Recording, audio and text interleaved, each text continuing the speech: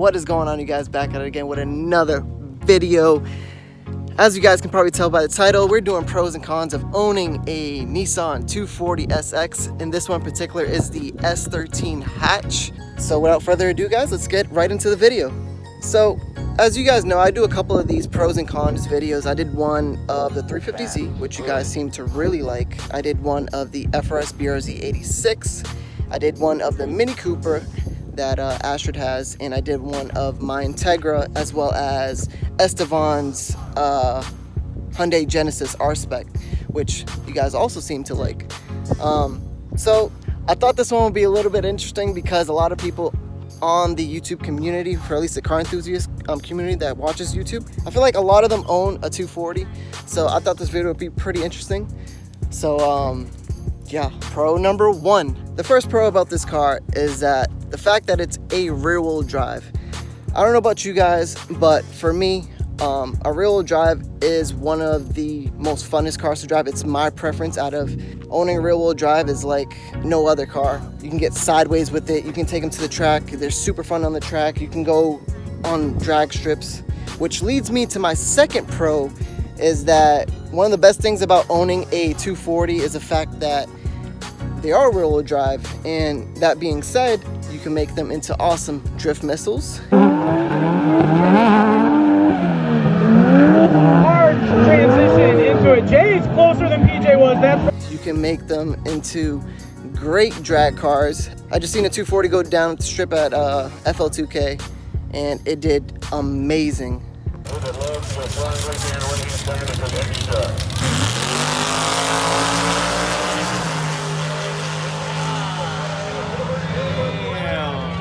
Cletus has a friend named James that has an S13 coupe, and it has a 350 small block Chevy on spray, around 9-second car, I believe. Quote me if I'm wrong, but it was pretty impressive. These cars are really light, so when you put a big powerful engine in them, they're gonna do some work.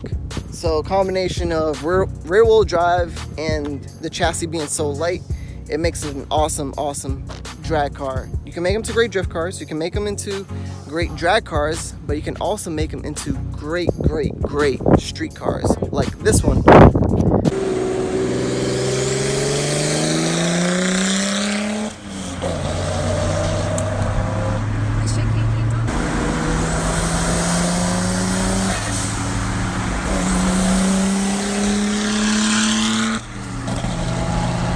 Some of you guys already know, like this one here. I'm trying to just make this a really fun street car, nothing too crazy. I was originally gonna make it into drift missile, but I ended up buying this car. Some of you guys already know I bought this car as a show.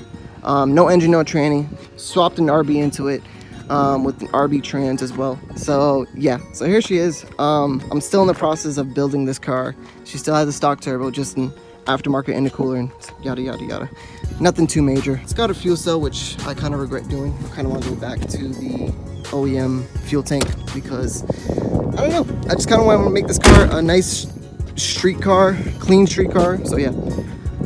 Another pro of owning a 240 is that parts are relatively cheap and everywhere for this car. I mean, you want wheels? You can find wheels. Well, you can find wheels for any car. You want coilovers? Plenty of coilovers out there. You want to do a 5-lug conversion? You can do that. Hit up Injuku. You want to get an aftermarket radiator, add a turbo, yada yada. Anything you want. Body kits, everything, even though this car doesn't have a body kit on it, but you can get body kits.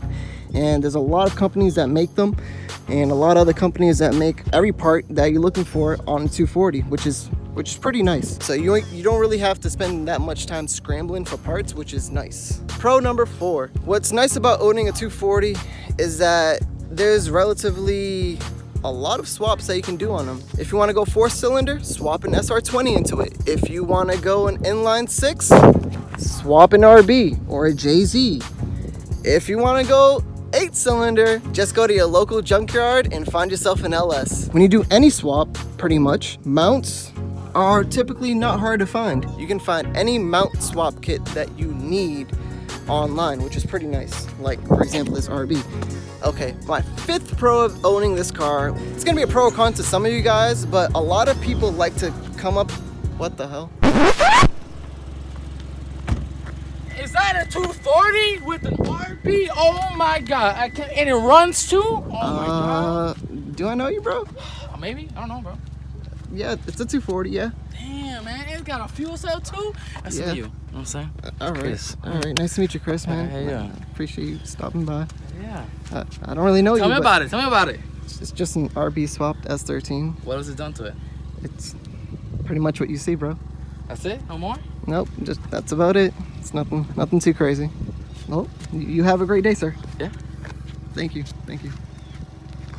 So now we're gonna get into the cons of owning a S13 hatch. One of the cons of owning an S13 hatch, there is no cup holders anywhere to put cups, or just in general put anything really besides like maybe some papers and a pen.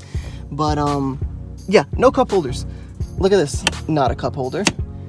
And by the passenger, nothing. There's nothing back here and nothing over here that you can put any cups. So I don't really know if that's an early 90s thing, but I know the MK4 Super is like that as well. So I don't know why, but for some reason in the early 90s, they just did not care for cup holders. The second con of owning a 240 is that when driving it, it sounds like a freaking tin can. I mean, you go over the slightest bump and everything just rattles and cracks, and you know what I mean. It's literally like driving a tin can. It's kind of the worst. But I guess in this case, it's partially my fault because I'm missing a lot of interior pieces as well. Nonetheless, a lot of other people complained it's like driving a tin can, so. And the third con of owning a 240 is that everything in the car is super brittle and breaks super easy. I mean, given the fact that it is a 25-year-old car, but I mean, everything just breaks super easy. Just the other day, I kind of broke the little locking mechanism for the door. I also broke the shifter bezel thing majiggy. Broke that. Common 240 stuff is the dash cracking. Mine was a crackless dash until about a couple months ago. It got its first crack right there, so I guess it comes with the age of the car. Everything becomes super brittle.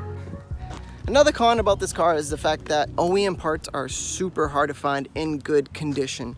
I mean, you're looking for a crackless dash, nobody probably has, and if they do, they're charging an arm and a leg. Getting floor mats, shout out to my Mercedes, floor mats are super dirty, which I need to get new ones, are super hard to find. Carpets is super hard to find.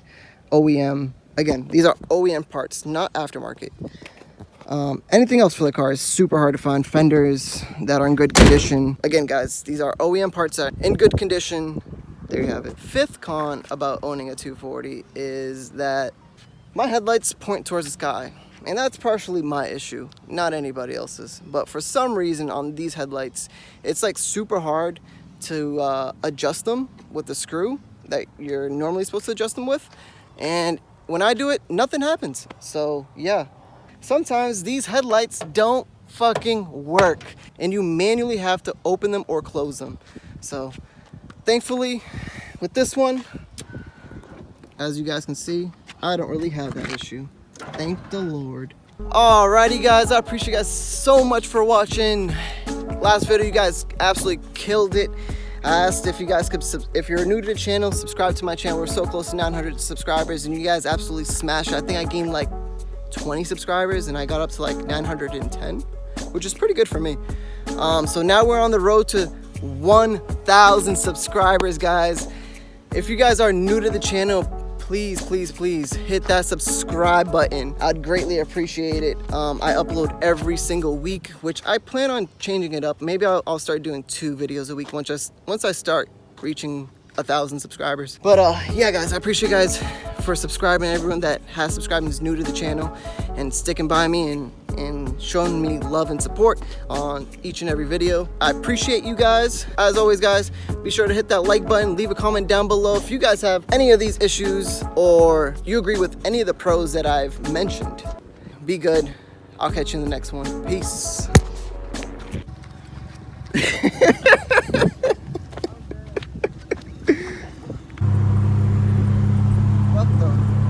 Where am I? What the hell? What What are you doing? Well, why am I tied up?